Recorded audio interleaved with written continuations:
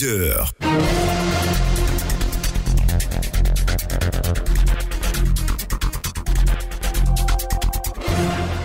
Bonjour à tous et merci de vous informer sur Radio Côte d'Ivoire. Les épreuves écrites du baccalauréat session 2018 démarrent ce lundi jusqu'au vendredi 6 juillet prochain sur toute l'étendue du territoire.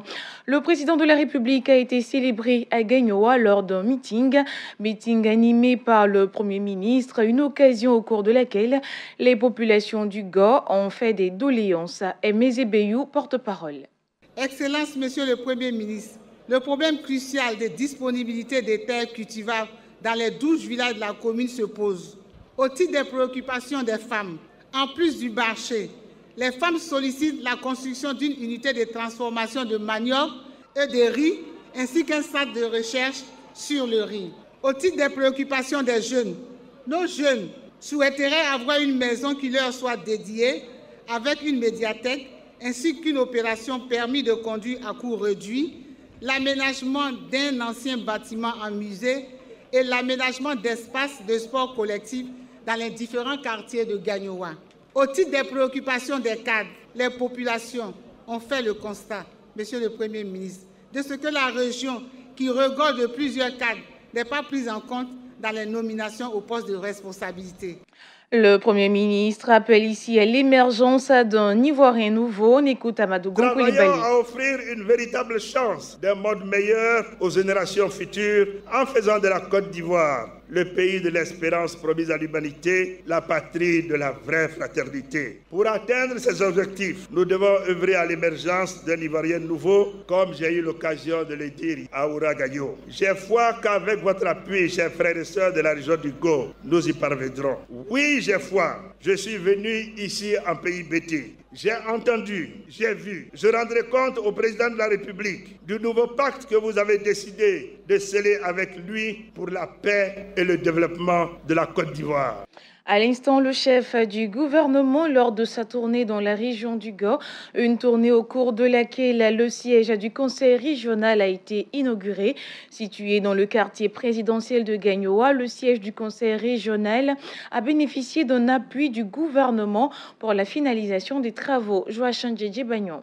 C'est une joie qui m'anime ce matin, voir le Premier ministre de Côte d'Ivoire, Amadou Gon lui-même, venir inaugurer ce matin ce bâtiment offert par le président de la République et qui est un acte fort pour la population de la région du Go. Ce bâtiment avait été donné par l'ex-président Gbagbo Laurent qui n'était pas achevé.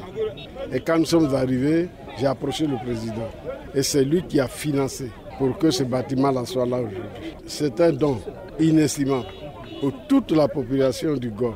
Je profite de votre micro pour dire merci à monsieur le président de la République pour tout ce qu'il fait pour la région, pour tout ce qu'il a pu réaliser depuis que nous sommes président du conseil régional. L'acte que vient de poser le Premier ministre marquera tous les habitants de la région. Donc par ma voix, la population du Go lui dit merci.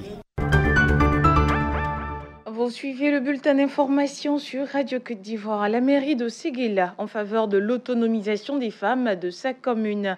Pour ce faire, 26 femmes représentant les quartiers et sous-quartiers de la ville ont bénéficié d'un prêt de 6 500 000 francs CFA. La remise de ce fonds a eu lieu hier à la place du centre culturel de la ville, nous dit Alassane Koulibaly. Lorsque la femme a un revenu, aussi petit soit-il, cela profite toujours à toute la famille, a-t-on coutume de dire. Pour respecter ce dicton, le maire de Séguéla octroie chaque année des prêts aux femmes de la commune. Pour cette 4e édition, ce sont 26 femmes, présidentes de quartier, qui ont bénéficié de ce fonds, soit 250 000 francs par personne. Un prêt remboursable sur 6 mois qui permettra à ces femmes d'exercer des activités génératrices de revenus. Lassina Diomandé, le maire de Séguéla. C'est la modeste contribution que nous avons prévue afin de participer à l'autonomisation des mères, des femmes de notre commune. C'est le lieu de féliciter et encourager davantage ces braves femmes. Il est bon de signaler aussi à toute fin utile que ces fonds doivent bénéficier chaque fois à de nouvelles femmes dans un système de rotation. Un geste salué par les femmes de la commune. Timité Mabundou, porte-parole des bénéficiaires. Vous voyez, je transpire. Je ris, ça veut dire que je suis très contente. Nous remercions vraiment le maire. Il nous a fait confiance. Et je remercie aussi toutes mes collaboratrices qui nous aident à aller récolter ces fonds-là, les remboursements auprès des femmes. Notons que les bénéficiaires des précédentes éditions ont remboursé la totalité des prêts, preuve d'une bonne gestion, ce qui permettra à la mairie de rehausser la mise les années à venir. Alassane Koulibaly, Séguéla, Radio Côte d'Ivoire. Retour à Abidjan, le ministère de la Communication, de l'économie numérique, de la Poste et celui de l'agriculture veulent accroître les revenus agricoles à travers des solutions innovantes. Une compétition de développement d'applications informatiques pour le secteur agricole dénommée CIV Agriac a été initiée. Le lancement officiel de ce concours national a eu lieu vendredi.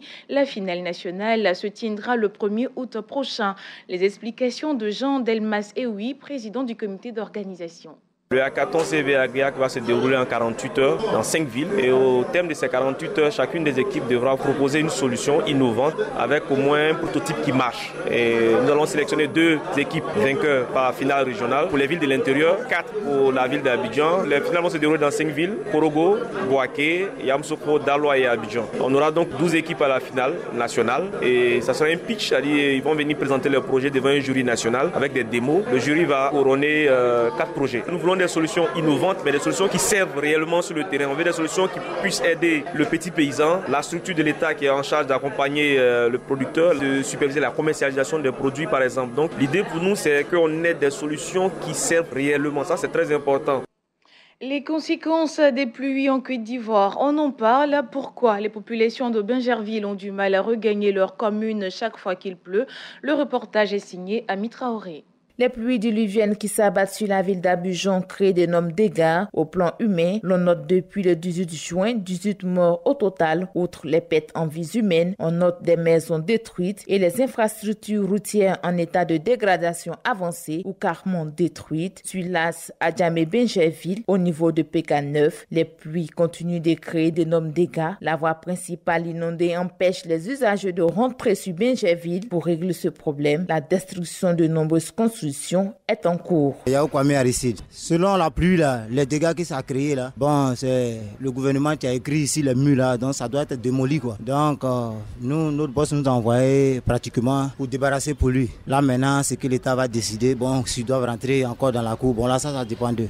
Une opération de destruction saluée par ce monsieur, lui chauffeur de taxis communaux, appelé Waro Waro. Maman Langay de Boningo. Ok, moi ça me fait pas de mal puisqu'il y a les vies humaines qui s'en vont dans l'eau. Il y a les autres corps qu'on a récupérés, il y a les autres corps qu'on n'a pas récupérés. Même le jour où nous on était là, devant nous comme ça, il y a les corps qui sont venus de quelque part, on ne sait pas où que c'est quitté. Même là, quand vous voyez en face ici, là, on a récupéré une corps là-bas aussi, devant aussi, même chose là aussi. Mamba de manger là aussi, même chose là aussi. Pour les casser là, en tout cas ça fait mal, mais comme ça fait perdre vie humaine là, on ne peut pas dire que ça fait mal pour ça aussi. Notons que cette grosse opération de destruction consiste à détruire toute construction sur les caniveaux. Dans l'actualité hors de nos frontières présidentielles au Mexique, victoire historique de la gauche. Andrés Manuel López Obrador est le nouveau président du Mexique. Il a été élu hier dimanche avec 53,8% des voix pour un mandat de 6 ans. Selon les premiers résultats officiels, Andrés Manuel López Obrador a obtenu une large victoire lors de cette présidentielle, offrant ainsi une première victoire historique à la gauche dans ce pays. Il promet de changer son pays rongé par la corruption et d'agir contre la pauvreté. En Irlande, un groupe Facebook proteste contre la visite du pape François qui doit prononcer une messe en clôture du Rassemblement mondial des familles à la fin août. L'idée est de pratiquer une politique de la chaise vide, autrement dit protester par une absence visible dans le public. Elle est baptisée Say No to the Pope, littéralement dite non au pape. Elle a été lancée sur Facebook par des Irlandais très critiques de l'Église catholique qui veulent ainsi dénoncer les scandales répétés qui ont touché l'institution ces dernières décennies, notamment les affaires de prêtres pédophiles. Prochain point d'actualité sur Radio Côte d'Ivoire, 11h.